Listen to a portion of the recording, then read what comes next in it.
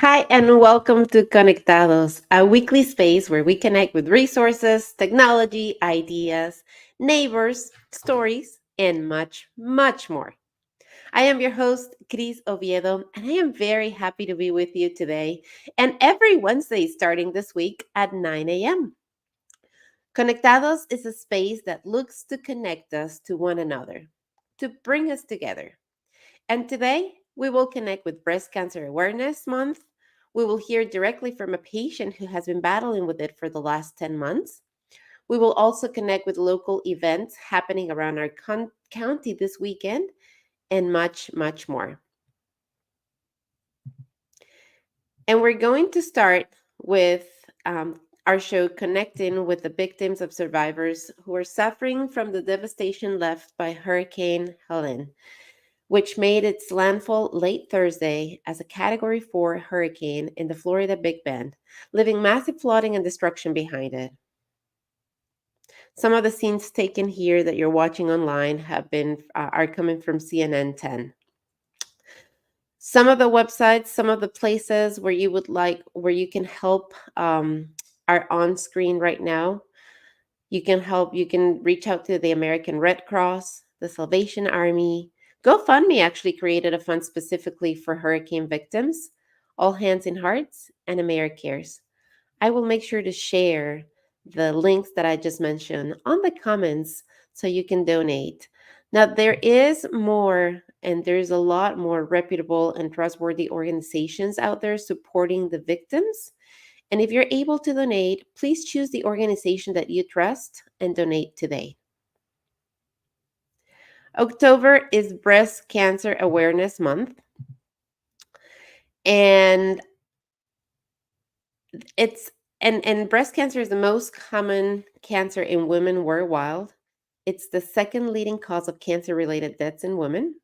However, is it important to note that men can have breast cancer too, even though it is rare, and only about 1% of men are the reported cases. Breast cancer typically has no symptoms when the tumor is small and most easily treated, which is why it is so important to have cancer screenings for early detection. The most common physical sign of breast cancer can include breast pain or heaviness, dimpling, swelling, thickening, or redness of the breast skin. Also, nipple changes, including discharge. Some of the most important risk factors for breast cancer are having first-degree relatives who have been diagnosed with cancer, having a sedentary and inactive lifestyle, being overweight, alcohol consumption, smoking, not breastfeeding, hormone replacement therapy, and age. The best recommendation is to get screened regularly. The American Cancer Society recommends that all women with average risk of breast cancer begin annual screenings between the ages of 40 and 44. The picture that you see there, actually taken by me at Kaiser Permanente. That's where I go to get my mammograms. This was just last week. Self-examine yourself. Look out for changes in your breast shape, size, symmetry, or skin texture. You can also do a self-manual exam using your 3 middle fingers to feel for lumps, thickenings, or other changes in your breast. You can see that I placed right there for you on the screen, a little guide on how to do your own breast examination at home. It's very important. that you do this, because it could save your life. It could Early detection is the best way to improve your chances.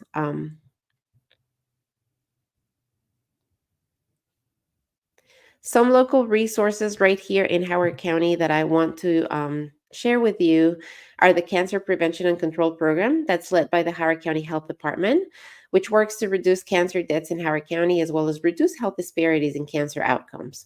For information about eligibility and referrals, you can call 410-313-4255. Also, the Claudia Mayer Tina Broccolino Cancer Resource at Johns Hopkins is designed to offer support to cancer patients, families, and caregivers. You can reach them at 410-740-5858. You can also visit the National Breast Cancer Foundation website for more information, and the website is nationalbreastcancer.org. Now, we are going to take a quick break and we will be right back with the testimony of a cancer patient who has been undergoing treatment for the past 10 months. So please don't go anywhere.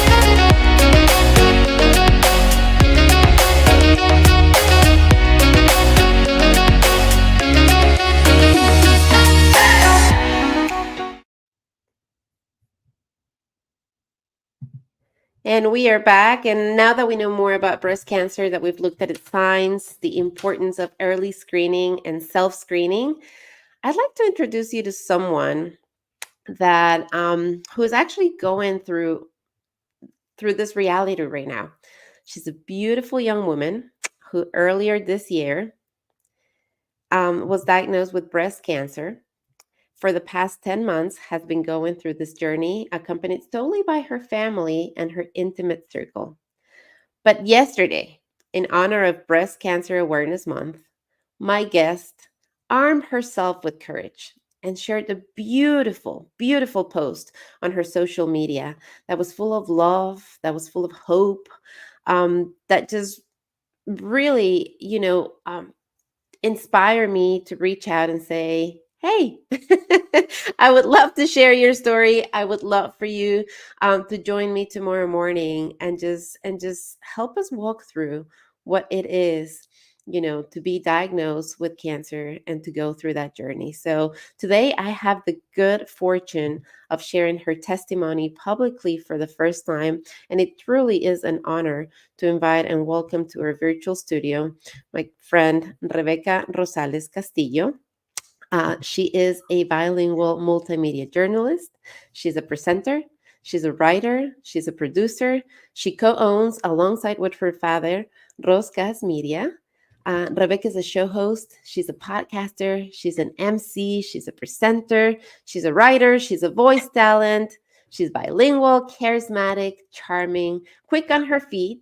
She's also a mother. She's a wife. She is a daughter. She's a woman who believes in the power of women.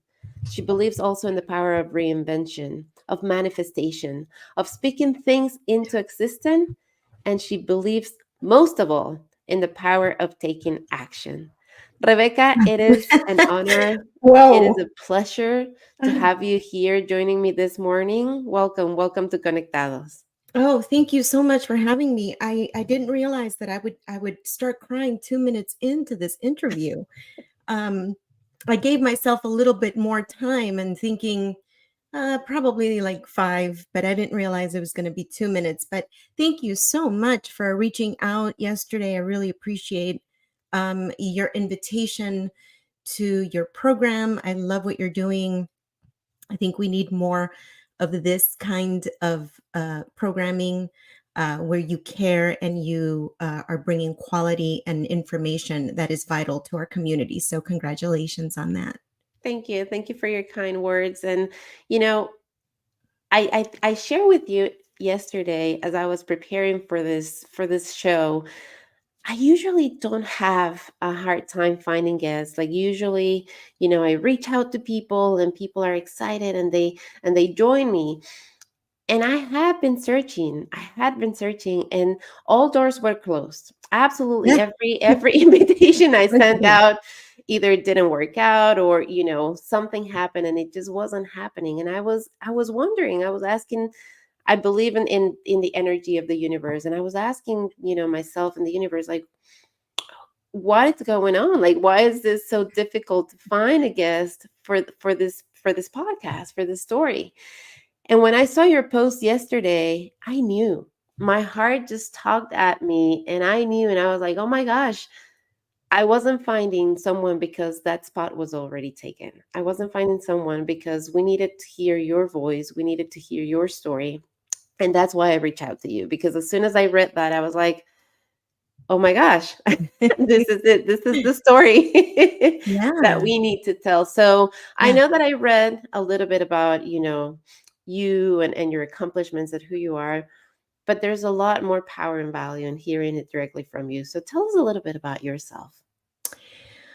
Well, I am a Salvadoran American woman that came to this country at 6 years old and was raised by two amazing parents who made sure that I always believed in my dreams and made them happen. I was raised in a very strict family, so grades were important and all that good stuff. The things that we now as parents, um, want our kids to do.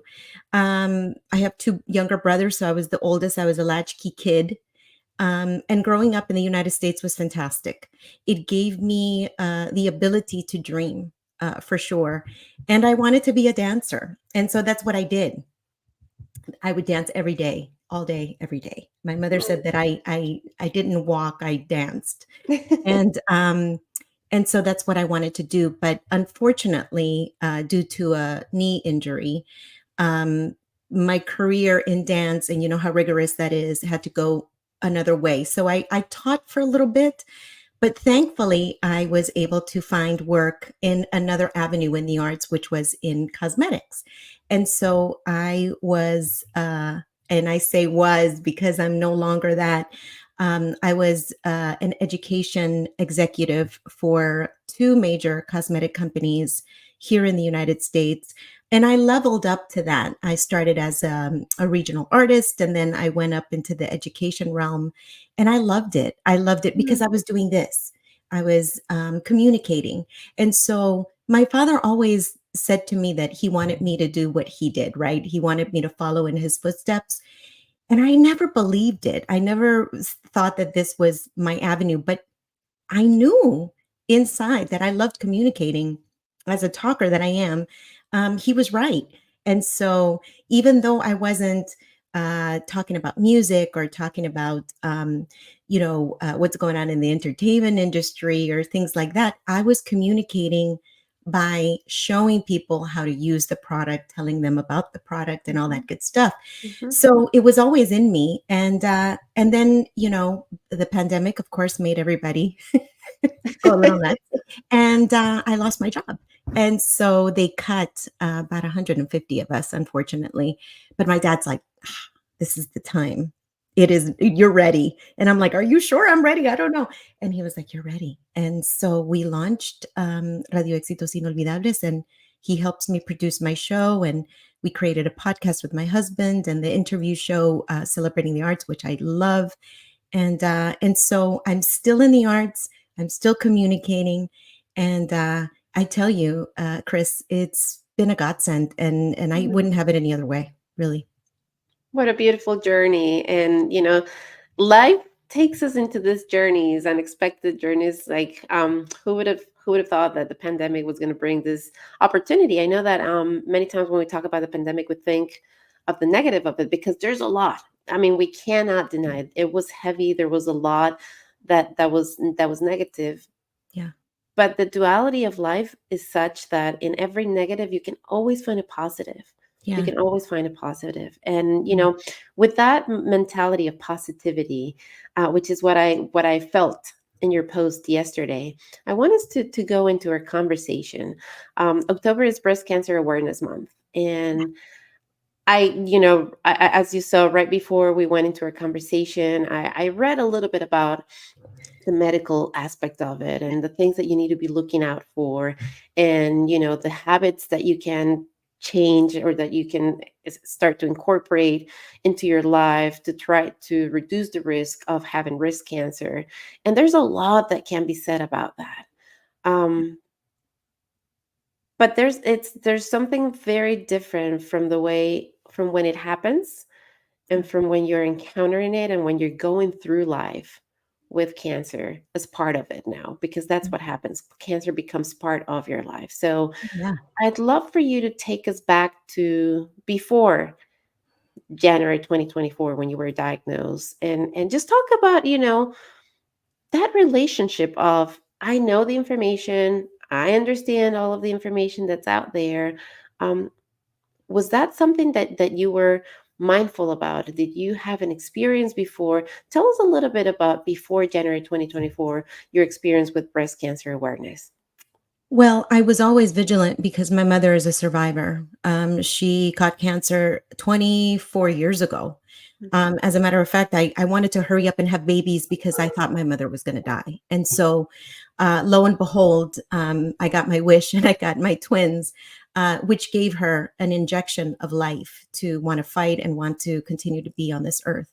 So, I was always vigilant and I would always do self checks and I would do my mammograms and everything. And I had gotten a clear mammogram in 2022, in November of 2022. But in November of 2023, I was in El Salvador covering the Miss Universe pageant. So I said to myself, okay, when I get back in December, I'll go ahead and get my mammogram. And before I even made the appointment, I started noticing a little lump Mm, and it felt dense and it felt kind of hard. And I had my husband touch it and I was like, does this feel like normal? And he was like, no, it does feel a little dense. Just call the doctor and get your mammogram. We weren't even thinking anything of it, really weren't. And so I went in, got a mammogram, they did a sonogram, and then they were like, okay, we're going to biopsy it because we think it's murky. We don't like it. It's abnormal. And so, of course, when they say biopsy, your mind goes there. But still, I was like, we don't want to be reactive. We want to be proactive. And so I went and got the biopsy. And I found out in the most um, inhumane way. mm. Nobody called me. Nobody gave me my diagnosis. I read it in an email. Oh, wow. You know what ductal carcinoma, the word carcinoma, you know what it is.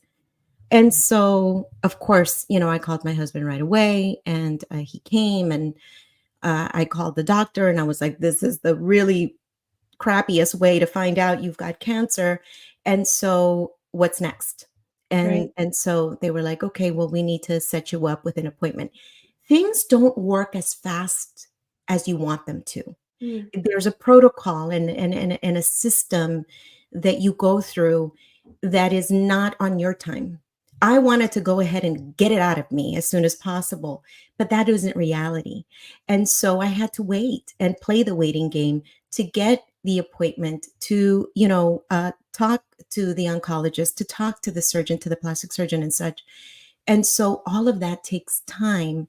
So my cancer diagnosis was in January, but I did not get my double mastectomy until April of 2024. wow. So you can imagine that whole time just waiting and sitting and thinking and so I again I just wanted to live my normal life.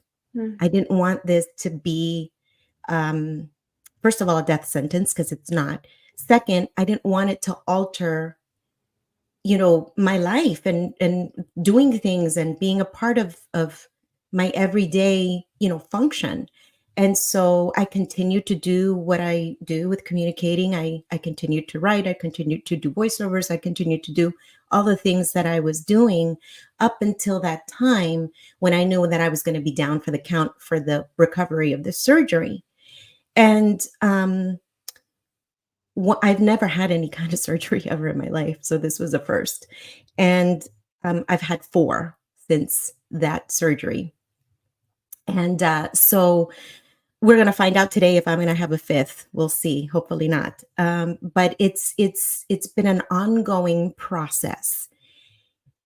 And I can tell you that with this process, I feel that having that longing of having your life back is very normal and it's necessary for you to survive this.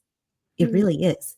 Porque si te echas a morir, if you lay down and cry yourself and you're gonna it's gonna go the other way. mm, So you mm, have to continue with being who you are. There's differences, obviously, physical differences and psychological and emotional differences, but you have to find that person that's always been there to continue because that's helped me so much to continue in this battle and not give up and say this is not going to beat me. It's mm, got another thing coming, right? So but that's how it was up until now. mm. So if I may share, like, and thank you first of all for sharing, for opening up, for letting us in your story and your journey. Um, have, all of the things that you're saying resonates so much, so much, for many different reasons. My mom is also a breast cancer survivor, so I had that experience with her of going through the journey, but as a bystander, right? As her support. And so seeing her go through that, and my mom is the most powerful woman I know, right? And to hear you say exactly what I saw in her, which is you just need to really connect with yourself and continue to live your life, Yeah, and do the things that you enjoy so that yeah. this doesn't overpower you, because it can overpower you. It is demanding. It is extenuating. I mean, there were times when my mom, just like you, had never had a surgery before.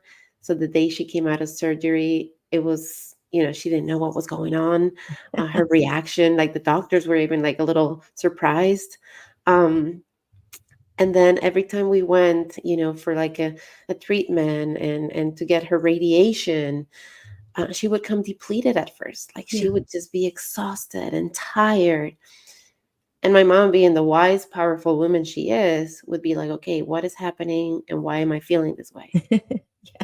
And she started saying, oh, I know what it is radiation. So that means that they're taking all of the water out of me. So what did she start doing? Drinking a lot of water. Drinking a lot of water so that Right. she would be, Yeah. um, hydrated, and Yeah. she would be stronger after radiation, right? So connecting with your nature, connecting with who you are and understanding, and try to look at it objectively, because emotionally it's a roller coaster.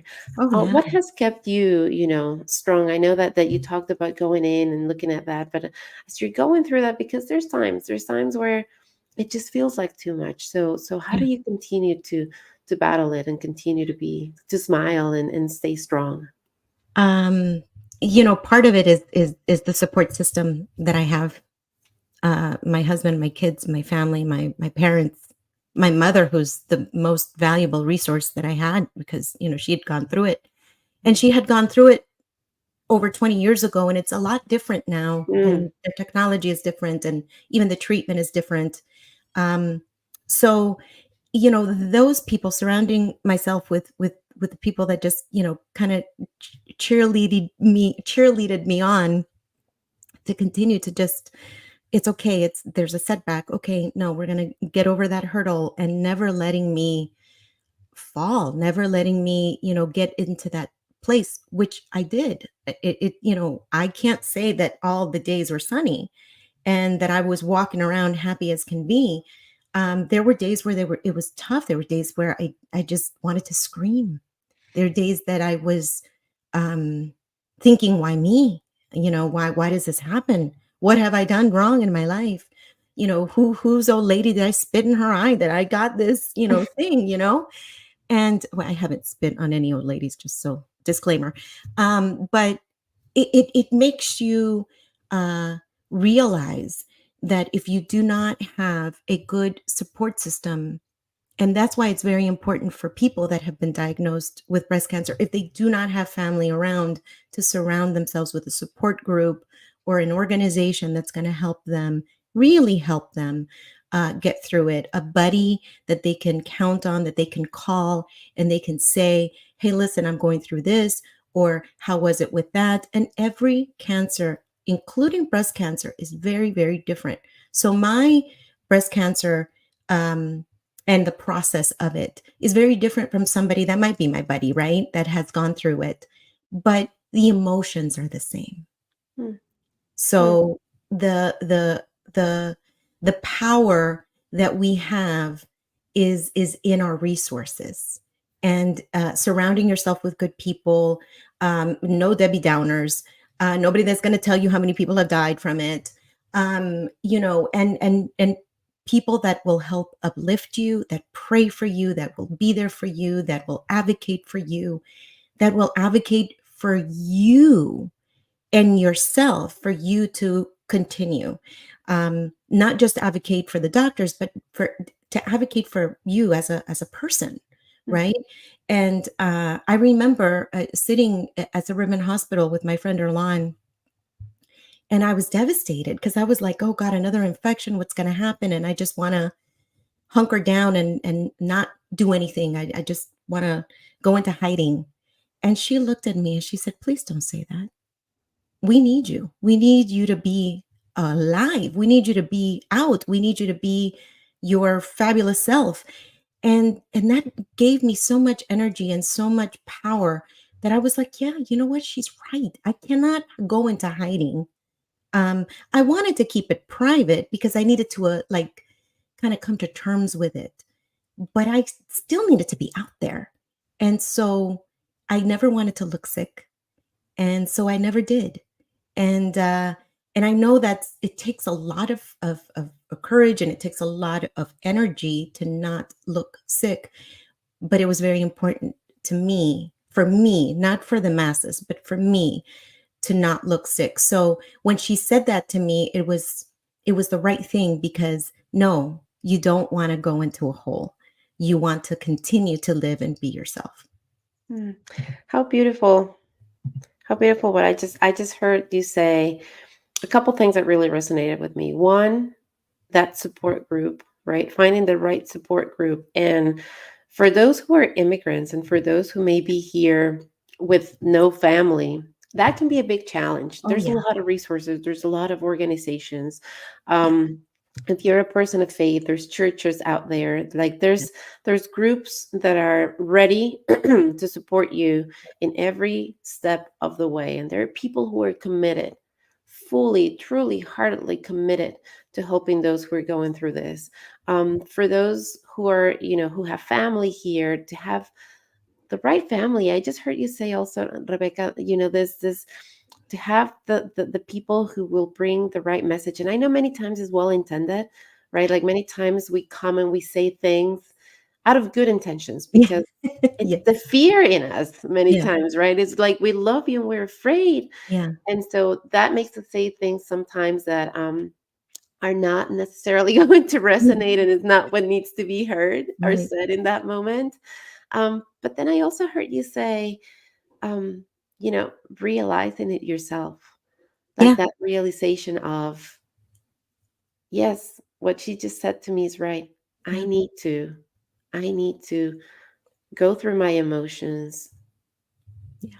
feel my emotions, allow my emotions, but above all, know that I need to be okay, that the world needs me. Can you share a little bit more about that and that process of the emotional? Because you just said cancer is different for everyone, but the Yeah. emotions are the same. Yeah.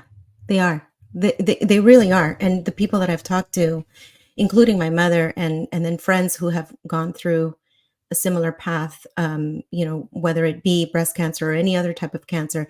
The emotions are the same. You live holding your breath because you don't know. Now you've been marked, right? With the cancer diagnosis. And that's the fear of it. And I was talking to a good friend of mine, Rocio, in Colorado. We actually met at a charla about health and happiness, which is right up my alley because I'm like, yes, health and happiness, let's do this. And I was able to share uh, a little bit of my story. I still, was having a hard time with sharing it, but I think things happen at the right moment at the right time. But she is the one who had me kind of work through what it was that I was holding my breath about, and Mm. that's fear.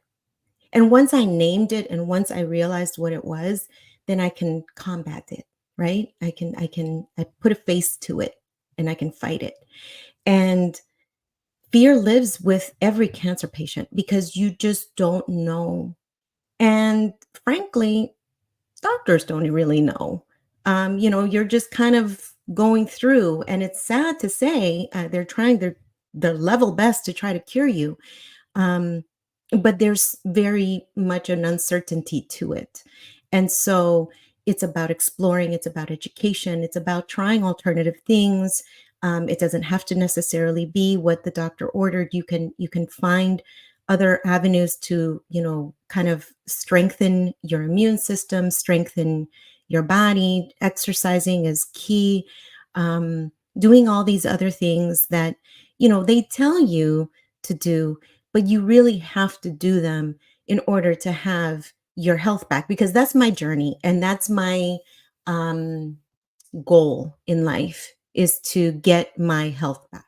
Mm. uh, that's what I say every day, and that's what I pray for. I just want my health back. I just want my Mm. health back, because I really do. I just want that back. I want to be the girl that I wasn't, that I was prior to this, where I was healthy and didn't have, any problems. But I'll tell you, Chris, your body speaks to you. And Mm. sometimes we don't want to hear our bodies because we've, in the hustle and bustle of life. But my body was talking. In 2023, I had 3 major colds that it just threw me to the floor. It was almost like my body was saying, hey, there's something not right here, especially women that are going through perimenopause or menopause. We've got so much going on that sometimes we think it's normal and Mhm. it's not. And so that's why we have to be kind of advocates for ourselves, and we have to listen and pay attention to our bodies. If something doesn't feel right, if it doesn't feel like normal self for you, like your overall well-being, something's off, go get it checked out. Because Mm. if they tell you, oh, it's normal, or oh no, you've got, no, my cancer was hormonal. And so it's very, very important for us women that are in our 40s and 50s to just pay attention to those things. I'm not saying it's going to be a cancer diagnosis, but it could be something that it's fixable, like perimenopause and menopause. You have to advocate for yourself and go through different avenues, not just what they're going to give you to fix you, if you know what I'm saying. You've got to research better, because sometimes what they use to fix you could harm you in the end. Mhm. And so you just have to be aware. The power of advocating, the power of using our voice, the power of connecting with ourselves. Yeah. Um, we have forgotten, we have idolized and really, just make a priority to be tired, to be hustling and bustling. Like the more out you can be, the busier you can look, the more doing you can be out there and posting, then oh my gosh, the more I want to be like you, right? The one who doesn't sleep. Yes, I want to be like that person because Right. that person is really I want to using sleep. the time, right? But like Now I want like to sleep all the time. right. But like you said, I mean, if we don't pay attention to our bodies, if we don't take care of ourselves, Yeah. then our bodies are going to come back and say, well, okay, I've given you everything I can. Now I have to find a way for you to pay attention to me. Yeah. And we don't want to get to that point. And this is not to say that if you don't take care of yourself, then you're going to have, an Yeah. illness, No, you're no, going no, to have no. Of something like course. this. Yeah, yeah, yeah. Yeah. But No. chances are that if you're doing everything that's right to take care of you, you reduce the risk, right? You Yeah. reduce the risk. So don't go. Also, don't go out there and just sleep all day every day now, Yeah, and it's because not Rebecca about and Chris said that. Like, no, it's yeah, that's not the point. yeah, It's do what makes you happy. It's do what makes you happy. Do yeah, it with purpose. Do it with intention. And just but in the process, take care of you. There's going to be busier days, but there's got to be times. And so I am a woman of faith. And last night I went to bed really late as I was preparing for this and for this new season of interviews. And I always have a devotional next to me in my bed. And I opened it last night. It was also my daughter's 21st birthday. oh, So it wow. was a busy Happy day birthday. yesterday. And it was so refreshing to just lay in bed and open my devotional. And the word basically said exactly what you just said. It basically said, I see you. I see you doing all of the work. I see you, but don't forget to rest. Don't Yeah, forget to rest. Don't forget. Don't be so busy in the world that you forget to take time for your spirit, for your rest, for your mind. yeah, Like, go and do what you need to do. And in order to do it better, make sure yeah, you're taking time to connect with your spirit, with your mind, with your rest, because then you can be more present and you can share more love with the world. So I just want to bring that message and that reminder out to everyone, because sometimes we get too busy oh, and yeah, we just put ourselves second. But if we want to be really present and if we want to show up 100%, we got to put ourselves first. And that's what I just heard you say. And we need to advocate for that. And we need yeah, and we need a good support group.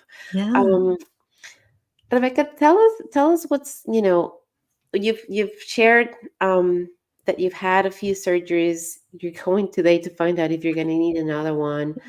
Um, as you're looking at this still unknown journey, right? I know you're praying for your health back. How can we support you? How can everyone support you? How do we support it?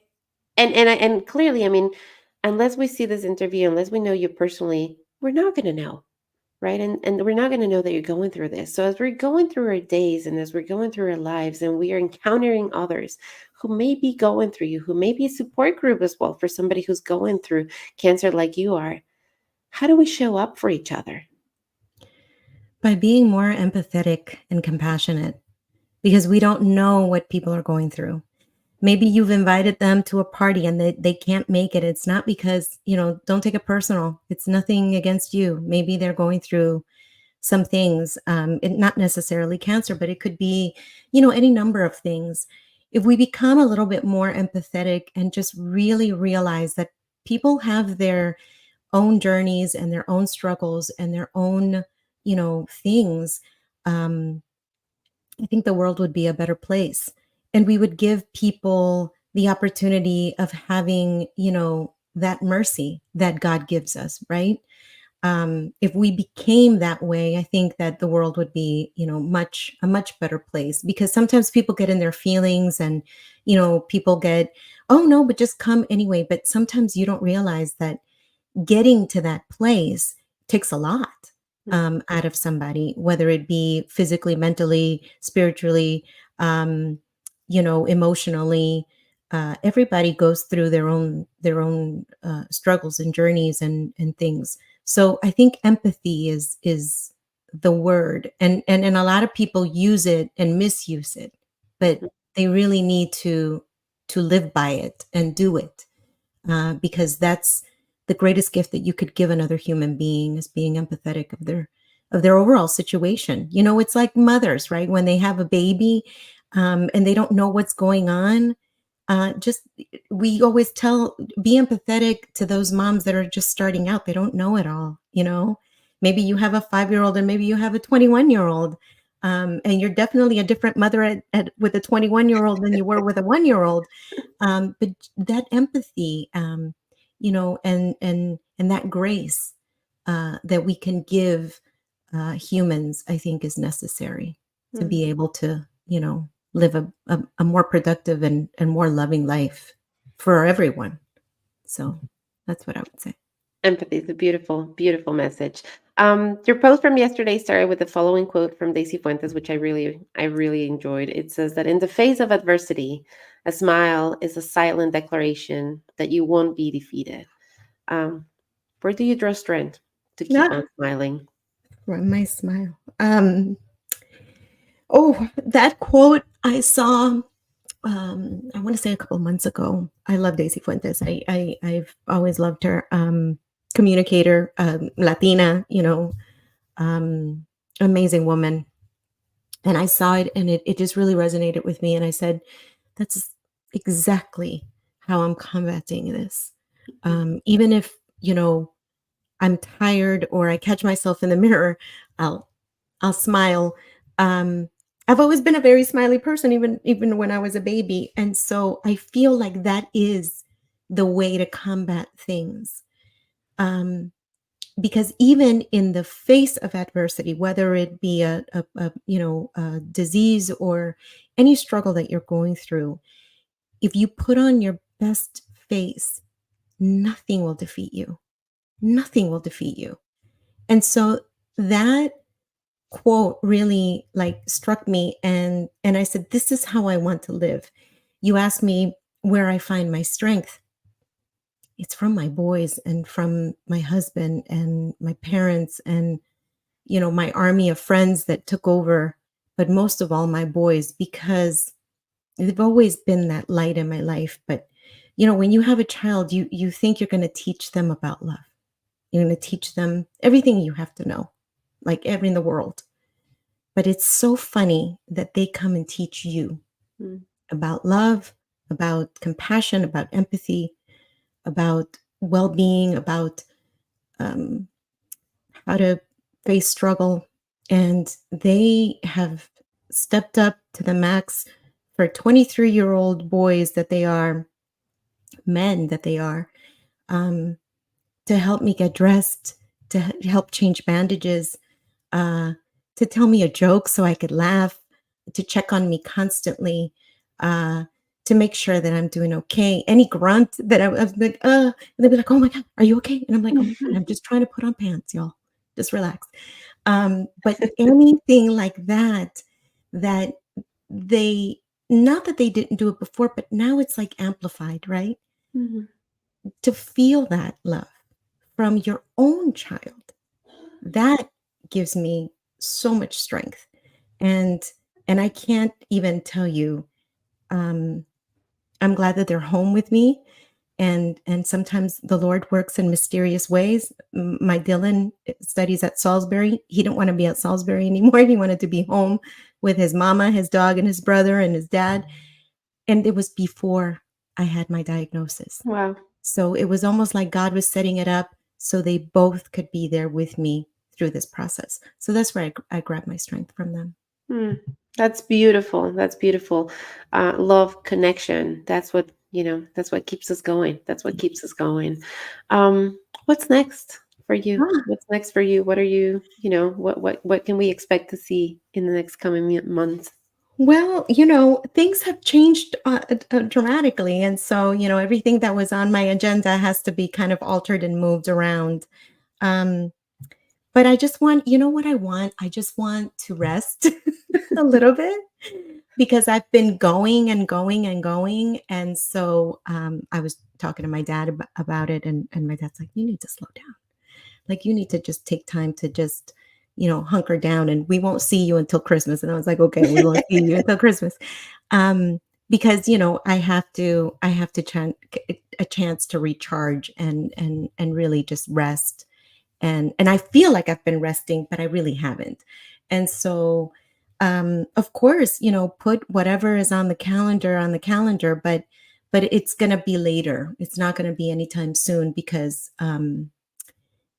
I feel like I need this time to kind of just slow down a little bit and Mm, just be one with my body, talk to my body, and, really just now that I've been able to share it publicly, I think people will be a little bit more like understanding if I can't come to certain things, or, I turn down a gig or whatever, because I'm trying to like just rest, and I think my body is telling me that I need to do it. So yeah, it's the perfect time to do it. yeah, But I want to do anything and everything to continue doing what I do, communicating, talking to you, doing my podcast, doing my radio show, doing my celebrating the arts interviews, all the things that I do. Write a little more. mm, Maybe who knows, might turn into a book. Who knows? Who knows? But really advocate for people to not feel sick, to yeah, live their life, to continue being themselves. Even if I can inspire a woman to, get up in the morning and put some makeup on, then I think I've done my job in this whole thing. So inspiring them to advocate for themselves as well. And if nothing is feeling right, to go get checked out. mm. I think that's in my immediate plans. So You spoke about in your post and just now about journaling, about writing. yeah. Um, for those who maybe have a relative who's going through this, right? That's my experience. That's the experience that I shared today, that I was that person, right? Um, and I have to say, I didn't think about it. I didn't think about it. I didn't check in with me. I was just so focused on supporting my mom through her journey. I didn't check in my emotions and what I was feeling until They're after. going through you guys are going through it as much as we are. We may be going through it physically and emotionally, but you guys are going through it emotionally.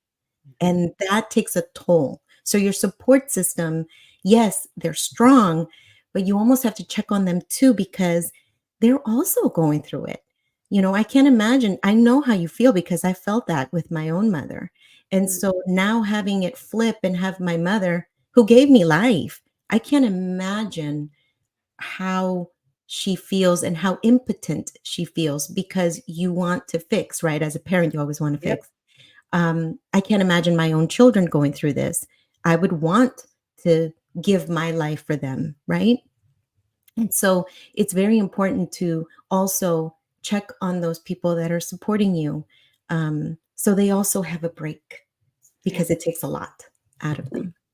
Yep. And that's exactly where I want to go. Like I wanted to acknowledge that as well because that's where I've been, right? I've been in that side of things, and the flip side of things where, and we do it lovingly. And I want to talk to you if you're supporting somebody right now. I know you're doing it with all the love, and I know you're doing and making all of the adjustments that you need to make. And like there's nothing in the world that's going to stop you from making the time, bringing the energy, adjusting your schedule, whatever the case may be, right? Like that's how it was for me. Like I had to drive my mom far away to where she needed to have her treatment, because of the insurance that she had. So I had to take longer breaks at work. I had to adjust my work schedule. I had to, like, my life had to flip, and I never thought about it until after the fact.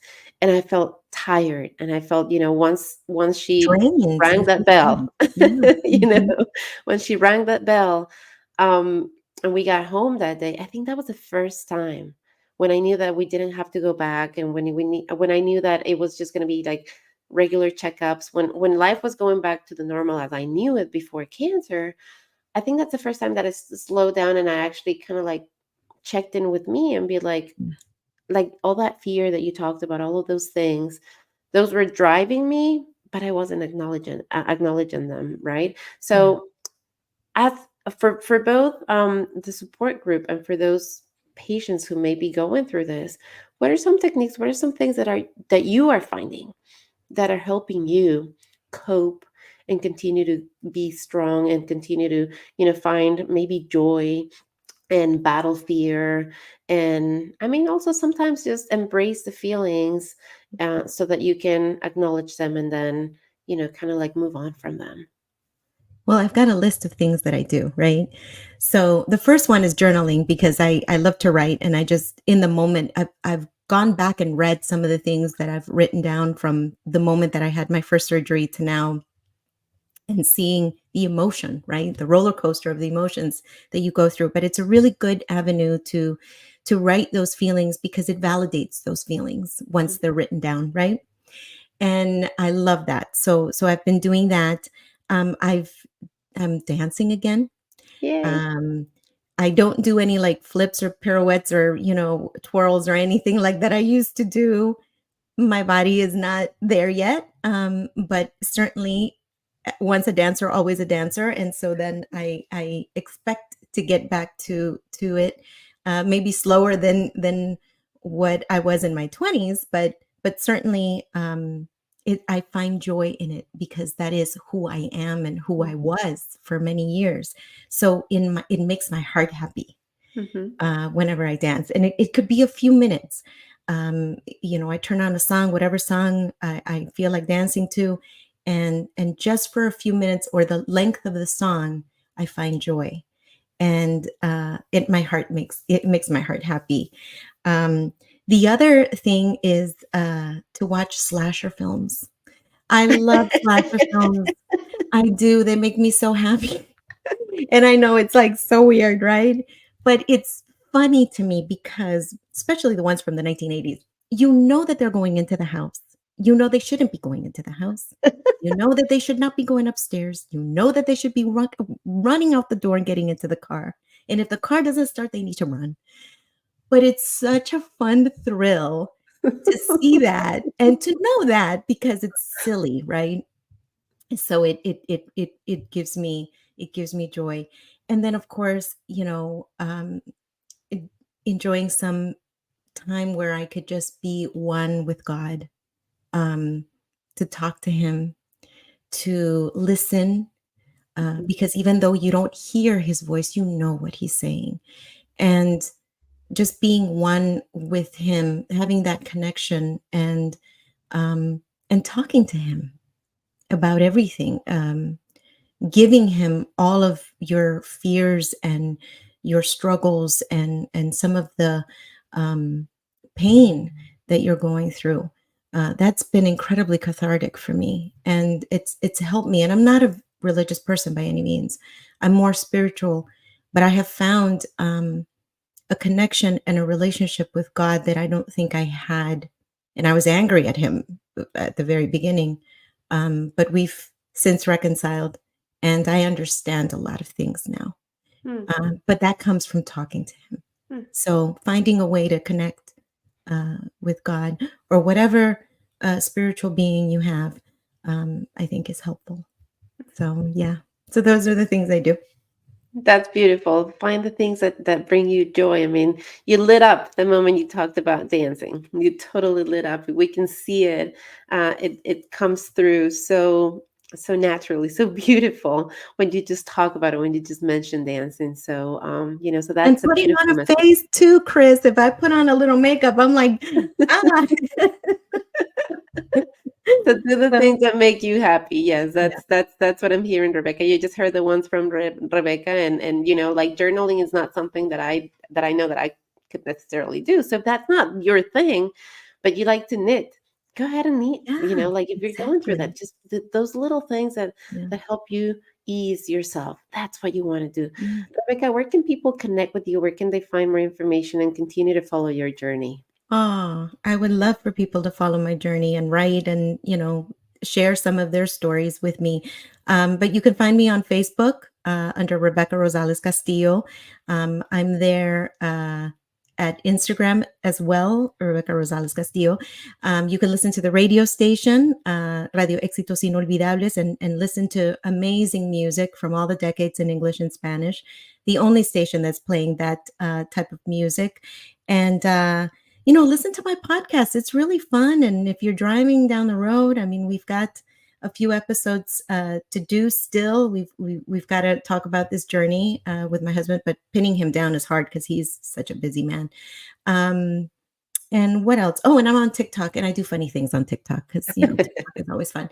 But yes, connect with me. You could go on my YouTube channel under Rebecca Rosales Castillo to watch the Celebrating the Arts program, and yeah, connect and share your stories, and even if it's just to say, I've been there, and um, how can I do this? I promise you that I will do my due diligence to try to get you through, because I think if we have a good support system, and even sometimes from a stranger, I think is helpful to get through. So thank you for allowing me to talk about my journey.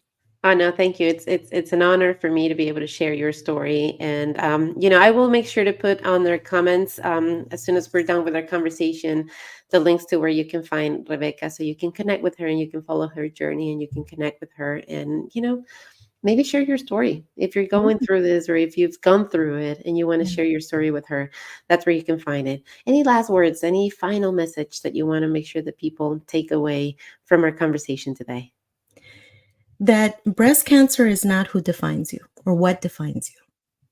You are still who you are. So I'm still Rebecca Rosales Castillo. I'm not Rebecca Rosales Castillo, just the breast cancer, survivor. I, I'm that and then some, right? And then more things. So don't let that diagnosis define who you are, because it's just a part of your life. um, I would say cherish every single day that you have. I have learned to savor my coffee. I have learned to enjoy the day, even if it's raining outside, um, to dance in the rain, to enjoy a good meal, a good conversation, un good chambre, really good, talk about a novela, all those things that give you, joy of who you are. Find those things. Even if you are not sick, even if you don't have a diagnosis, find those little nuances in life, because it just makes your life so much prettier and so much like you're living it, right? Take time to really pay attention to the world around you. Look at different people that are walking around and seeing their smile and seeing them, and in your mind what they're going through, right? Because they could be like, oh, they're on a first date, or they're on their fifth date. But find little nuances like that that make life just worth living. I've had to learn that, because again, in the hustle and bustle, you don't pay attention to those things, and it's time to pay attention. So that's what I would say. Just find the nuances in life, because they're Enjoy they're life is magical. what I hear. Enjoy life.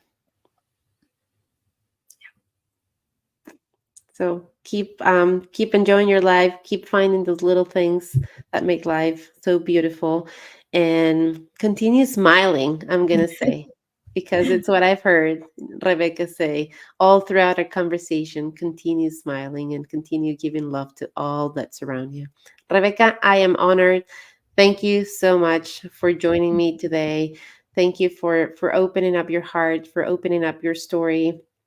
um, I really appreciate that you took the time to join me today. That you opened, for the first time, I'd say, other than your post publicly, to just share what your journey has been and to bring hope, because that's what I take away, to bring hope and to bring joy as you're going through this process. Please know that I am here anytime you want to come in here, anytime you want to just catch up for coffee. Yeah, I am, I would love to. or if you just need somebody, if you just need a shoulder and listening ear, please count Oh, me in for that. thank you, Chris. Thank you so much. Thank you for allowing me to tell a deeper side, because I mean, the post that it was kilometrico, like it was so long. But I couldn't go without, saying the things that I wanted to say, and thanking the people that have been, kind of quietly going through this because I kept it quiet for so long. But I can tell you this, that it feels really good to be able to talk about it finally. Mm. I think it came at the right time, and I really appreciate you giving me your space to be able to share a little bit about my story. And it's people like you that keep this world spinning, because you really care about giving the masses good quality and stories that inspire. So I commend you. Thank you so much for your space, and keep going, because this is magical and wonderful, and you're giving your granito de arena to this world. You're really giving something that is very much needed, and that we don't have, sadly. Mm. So thank you so much, Chris. Oh, Really appreciate it. thank you. Thank you for your kind words. And with that, we're going to take a little break and we will be right back with our last segment of today, which is our weekend ahead. I'll bring you some of the events that are happening here in Howard County this weekend. So stay tuned. We will be right back.